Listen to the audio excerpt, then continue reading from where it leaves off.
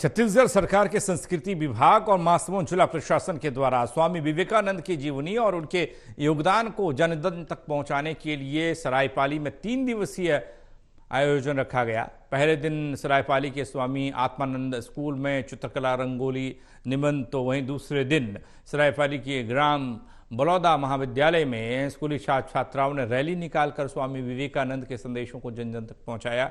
और अंतिम और तीसरा दिन मनमोहक प्रस्तुति मंच के माध्यम से देकर स्वामी विवेकानंद के बारे में विस्तार से बताने की कोशिश हुई, लोगों को जागरूक करने की कोशिश हुई, उनका मनोरंजन भी किया गया। साथ ही साथ कार्यक्रम में उत्कृष्ट प्रदर्शन करने वाले छात्र छात्राओं को सम्मानित किया गया। शासन द्वारा आज स्वामी विवेकानंद आधारित इसमें उसकी जीवनी के हर पाएंगे और इसके अनुरूप अपने जीवन में आज बच्चों को पुरस्कार भी दिया गया। किस किस फील्ड में दिया गया? इसमें जो खेल में या पढ़ाई में और जो हस्तकला में है तो इसका नाम। एक चीज देखने को मिली जिसमें आप लोगों ने कहा है कि लगातार जो है इस तरह के आयोजन सरकार करती है, लेकिन प्रचार प्रसार का अभाव रहता है, भीड़ जो होनी चाहिए वो नहीं होती। क्या कहेंगे?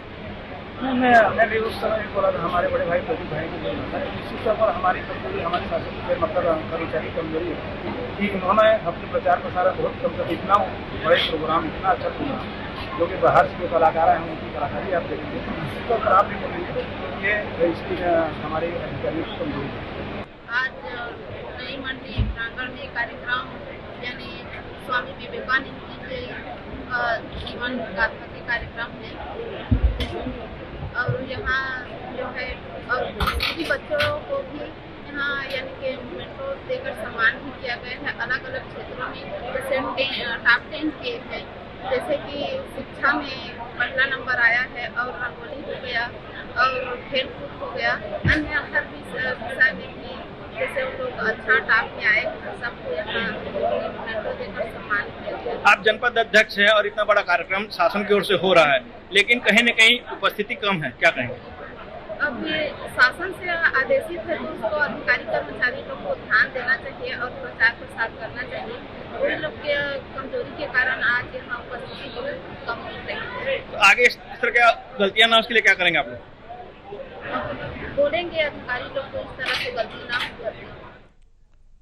रविंद्र विदानी जुड़े हमारे साथ, हमारे सहयोगी। रविंद्र, विवेकानंद के संदेश को जानते हुए भी कई लोग उसका विस्तार नहीं कर पाते हैं, प्रसार नहीं हो पाता है, और ऐसे में एक बड़ी मुहिम के तौर पर इसे देखा जा सकता है, जन जन तक का संदेश पहुंचाने की कोशिश है। आप एकदम बिल्कुल सही बात कह रहे हैं। छत्तीसगढ़ राज्य सरकार और संस्कृति विभाग की जो मंशा है वो जैसे स्वामी विवेकानंद जी की जो जीवनी रही वो किस तरीके से लोगों को, खासकर युवा जो वर्ग है उसको प्रेरित किया जा सकता है उनके मार्गों पे चल के। राज्य सरकार की मंशा है कि जो युवा वर्ग है वो स्वामी विवेकानंद जी से प्रेरित हो और लगातार उनके जैसा काम करे।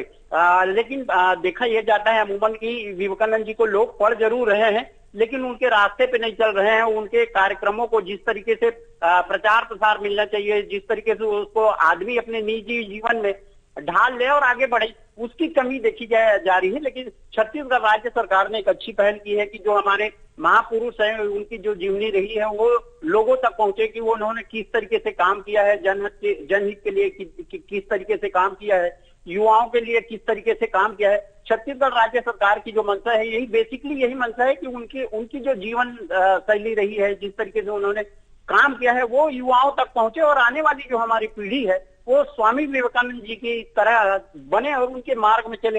राज्य सरकार की ऐसी मंशा है। हालांकि अभी जो 3 दिवसीय कार्यक्रम हुआ है जी, उसमें जिला प्रशासन ने संपूर्ण तरह की आयोजन किए, चित्रलेखन किया है, वाद विवाद किया है, रैलियां निकाली है। इस तरीके से सारे आयोजन को किया गया है ताकि युवा जो है प्रेरित हो किसी न किसी माध्यम से, चाहे वो रंगोली के माध्यम से हो, वो चाहे वाद विवाद भाषण प्रतियोगिता के माध्यम से हो, जुड़ते चले जाएं। ऐसी राज्य सरकार और जिला प्रशासन की मंशा रही है। पंकज जी, चलिए, बहुत शुक्रिया रविंद्र आपका इस तमाम जानकारी के लिए।